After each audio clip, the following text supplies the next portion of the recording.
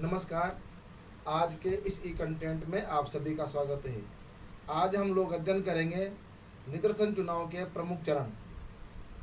इसके जो सभी चरण हैं उनका हम यहाँ पर विस्तार से अध्ययन करेंगे। सबसे पहला चरण है समग्र का निर्धारण। इसके अंतर्गत जिस समूह से निदर्शन का चयन किया जाता है उसे समग्र कहा जाता है। निदर्शनों का चयन करने के पूर्व सर्वप्रथम अनुसंधानकर्ता को उन समग्र इकाइयों का निर्धारण करना पड़ता है जिनमें से कुछ इकाइयों को उसे निदर्शन के रूप में चुनना है। यदि ये इकाइयाँ किसी समुदाय में निवास करने वाली जनसंख्या है और चूंकि समुदाय के निवासी एक निश्चित भौगोलिक क्षेत्र में ही निवास करते हैं, अतः इनका निर्धारण सरलता से किया जा सकता है। किंतु कभी कभी किसी क्रिया, घटना अथवा गुण अध्ययन के विषय होते हैं, उस अवस्था में समग्र का निर्धारण कठिन कार्य हो जाता है और इनमें अति शीघ्रता से उतार चढ़ाव भी आ जाता है। ऐसी स्थिति के कारण ही निष्कर्ष रूप में यह कहा जा सकता है कि समग्र का निर्धारण उसके प्रकारों पर निर्भर करता है, अथवा कहा जा सकता है कि समग्र दो प्रकार के हो सकते हैं। नंबर 1 निश्चित समग्र और दूसरा है अनिश्चित समग्र। निश्चित समग्र की भौगोलिक सीमा तय होती है और अनिश्चित समग्र की भौगोलिक सीमा अनिश्चित होती है। अतः निदर्शन के चयन के पूर्व समग्र का निर्धारण कर लेना आवश्यक हो जाता है और समग्र कोई भी भौगोलिक इकाई, संस्था, समुदाय अथवा सामाजिक घटना अथवा कोई गुण भी हो सकता है। दूसरा बिंदु है निदर्शन की इकाई का निर्धारण। इसके अंतर्गत समग्र का निर्धारण करने के उपरांत दूसरा चरण इकाई निर्धारण का है और इसके लिए सर्वप्रथम यह तय करना होगा कि निदर्शन की इकाई क्या होगी।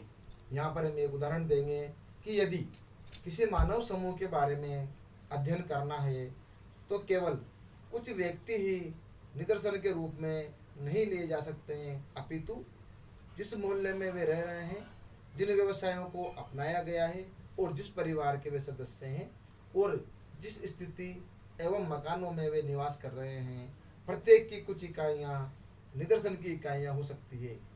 इस प्रकार निदर्शन की इकाई व्यक्ति, संस्था, परिवार, व्यवसाय व निवास क्षेत्र आदि कुछ भी हो सकती है। तीसरा बिंदु है निदर्शन के आकार का निर्धारण। इसके अंतर्गत निदर्शन की इकाई के निर्धारण के उपरांत उसके आकार का निर्धारण किया जाता है। निदर्शन का आकार कितना हो इसके विषय में कोई नियम नहीं है, किंतु जहाँ तक संभव हो एक निदर्शन छोटे से भी छोटा होना चाहिए और उसमें अध्ययन विषय की सभी आधारभूत विशेषताएं भी समाविष्ट होनी चाहिए।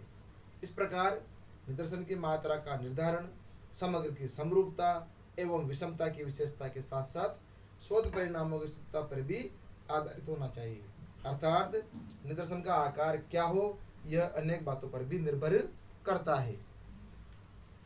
इसका चौथा बिंदु है निदर्शन सूची की रचना। निदर्शन सूची का निर्माण करना एक कठिन कार्य है। जहाँ निदर्शन के क्षेत्र की इकाइयों की सूची उपलब्ध होती है वहाँ तो इसकी रचना आसानी से हो जाती है, किंतु इस उपलब्ध सूची को भी नवीन स्वरूप प्रदान करना और उसमें संशोधन परिवर्तन करना आवश्यक होता है। और जब यह सूची उपलब्ध नहीं हो पाती है तो अनुसंधानकर्ता को स्वयं इसे तैयार करना होता है और एक अच्छी नवीन सूची में उसे अनुरूपता एवं वैधता का गुण होना आवश्यक है और इस सूची के बिना निदर्शन का चुनाव नहीं किया जा सकता, क्योंकि इसमें समग्र की समस्त इकाइयों के बारे में सूचना रहती है। अतः इसका निर्माण करना भी यहाँ पर अत्यावश्यक हो जाता है। यहाँ पर कुछ उदाहरण हैं, जैसे जनगणना रिपोर्ट, टेलीफोन डायरेक्टरी, वेतन वितरण सूची व मकानों की सूचियाँ आदि इसके अंतर्गत आती है। पांचवा बिंदु है निदर्शन पद्धति का चुनाव। इसके अंतर्गत निदर्शन प्रक्रिया का अंतिम चरण निदर्शन की विधि का चुनाव करना है। निदर्शन पद्धति का चयन अध्ययन की समस्या, समग्र की प्रकृति, धन, समय व साधनों की उपलब्धि आदि पर निर्भर करता है। इस स्थिति तक आते आते इन सब का स्पष्टीकरण हो जाता है और इसी के आधार पर अनुसंधानकर्ता को यह निश्चित करना पड़ता है कि निदर्शन की कौन सी विधि उसके लिए सर्वाधिक उपयुक्त रहेगी, जिससे निदर्शन सही व प्रतिनिधित्वपूर्ण हो, और यह चुनाव बहुत सावधानी पूर्वक करना होता है। मुख्य रूप से यह दो बातों पर निर्भर करता है। पहला है सरलता और दूसरा संभाव्यता। प्रत्येक शोधकर्ता सरल विधि के प्रति झुकाव रखता है, क्योंकि यदि विधि जटिल होगी तो उसमें त्रुटियों की मात्रा अधिक होगी।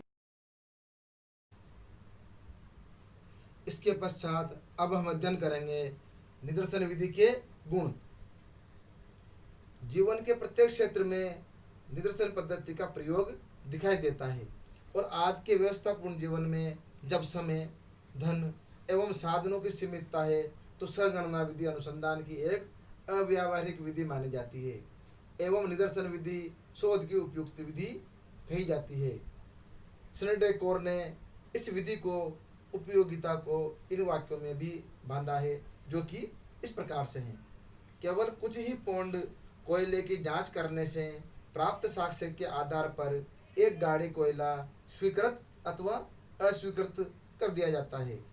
उसी प्रकार से केवल एक बूंद रक्त की जांच करके चिकित्सक रोगी के रक्त के बारे में निष्कर्ष निकाल लेता है।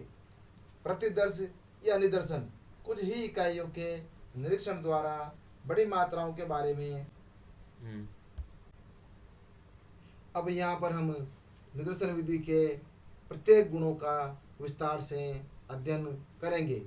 सबसे पहला बिंदु है समय की बचत। इसके अंतर्गत निदर्शन प्रणाली में संपूर्ण जनसंख्या की सभी इकाइयों का अध्ययन न करके उनमें से कुछ प्रतिनिधि इकाइयों का ही अध्ययन किया जाता है, अतः स्वाभाविक है कि इसमें समय भी कम लगता है। इसका दूसरा गुण है धन की बचत, सेविंग ऑफ मनी।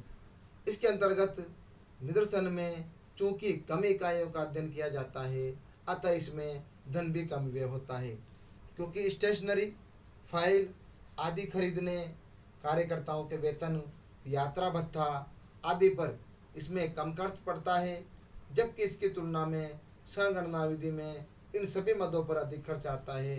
इस रूप में भी यह विधि कम खर्चीली विधि कहलाती है। इसका तीसरा गुण है श्रम की बचत, सेविंग ऑफ लेबर।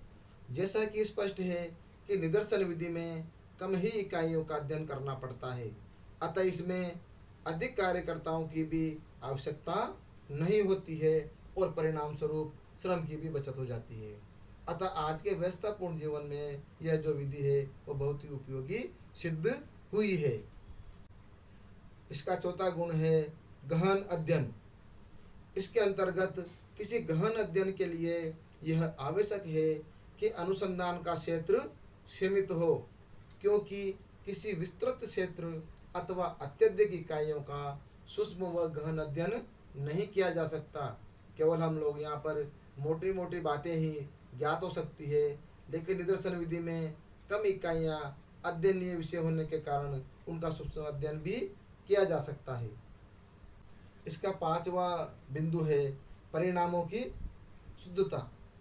इसके अंतर्गत निदर्शन में इकाइयों की संख्या कम होने के कारण अध्ययनकर्ता का ध्यान कुछ निश्चित इकाइयों पर ही केंद्रित रहता है और परिणाम स्वरूप निष्कर्ष भी यथार्थ एवं शुद्ध होते हैं।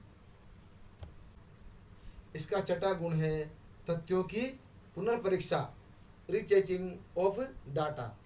इसके अंतर्गत निदर्शन अध्ययनों में इकाइयों की संख्या कम होने के कारण आवश्यकता पड़ने पर उनकी पुनः परीक्षा करना संभव होता है और कभी कभी संकलित किए गए तथ्यों की सत्यता संदेहयुक्त होती है, और उस स्थिति में निष्कर्षों की विश्वसनीयता को ज्ञात करने के लिए इस विधि में उनकी पुनर्परीक्षा किया जाना भी सरल होता है।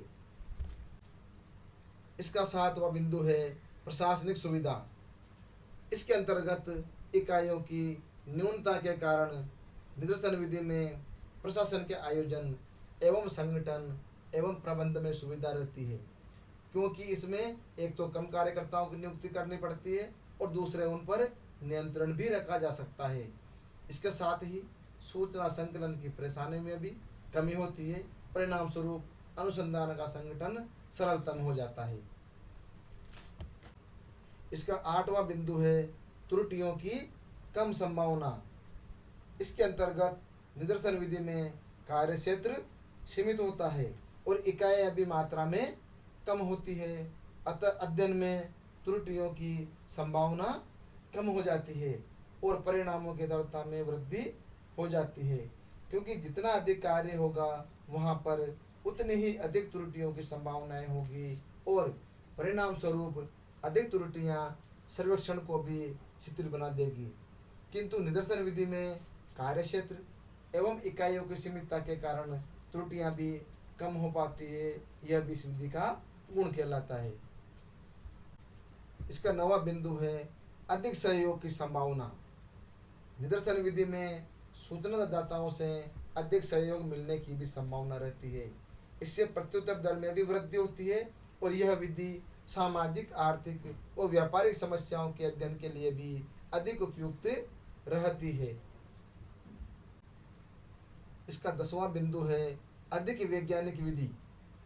इसके अंतर्गत निदर्शन विधि अधिक वैज्ञानिक मानी जाती है, क्योंकि उपलब्ध संबंधों की अन्य निदर्शनों द्वारा भी जांच की जा सकती है, अतः अशुद्धियों का पर्याप्त सीमा तक अनुमान लगाया जा सकता है। इस रूप में भी यह श्रेष्ठ विधि कहलाती है।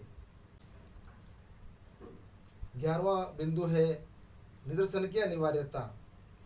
कई स्थितियों में निदर्शन विधि का प्रयोग अनिवार्य हो जाता है, विशेष रूप से जब भौगोलिक दृष्टि से क्षेत्र बहुत दूर तक फैला हो, क्षेत्र की इकाइयों की संख्या अधिक हो और प्रत्येक इकाई से संपर्क करना असंभव हो तथा समग्र का पता लगाना कठिन हो, तो ऐसी स्थिति में अध्ययन के लिए निदर्शन विधि एकमात्र विधि कहलाती है।